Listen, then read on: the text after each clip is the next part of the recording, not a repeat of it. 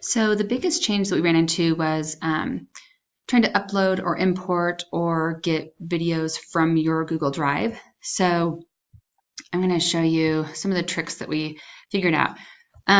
First of all, what you want to do, I'm just going to my library so I can see all my videos, is, for example, let's say I want to add something to update a Google Classroom. I have nothing in here.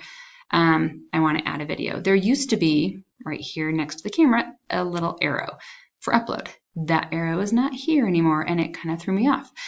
If you click on this, create a video, right here is where you're going to do it. So you click that, upload a video, and so this is a little different. Again, you can upload. If you have a file on your desktop, you can upload it. Go ahead and change it to public, unlisted, private. You can also import from your Google Photos. So I will do a tutorial on how to put videos and how to put pictures into Google Photos if you've never used it. If you have used it, I'll show you really quick. You click import and you can see I have videos. These are from students that I had way back in 2012, and these are from a while back. Okay, so all my videos, you have albums, photos. Okay, so those are going to be your things that are in your Google Drive. And you can just select it and hit import.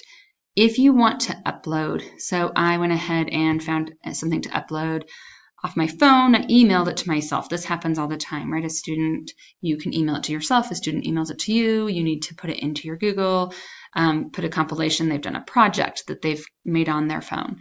So I'm going to go ahead and go to my desktop, and it's my boy's body surfing. So I'm going to go ahead and it's going to upload it. And after it uploads, maybe I'm like, oh, I'm going to make that private, or I'll make it unlisted because it's not really that big of a deal. Because I'm going to delete it anyways. So there's my video. Longer videos take, longer time to process. I click done. Here's my link if I want to share just this video. Otherwise, I can go back to my video manager.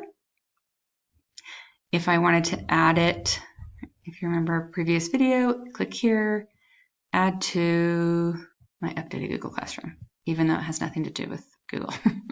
So there you go, and then it's going to show in there. So I'll do another video, a separate one for those of you that may not be familiar with Google Photos, and show you how to take things that might be on your Google Drive.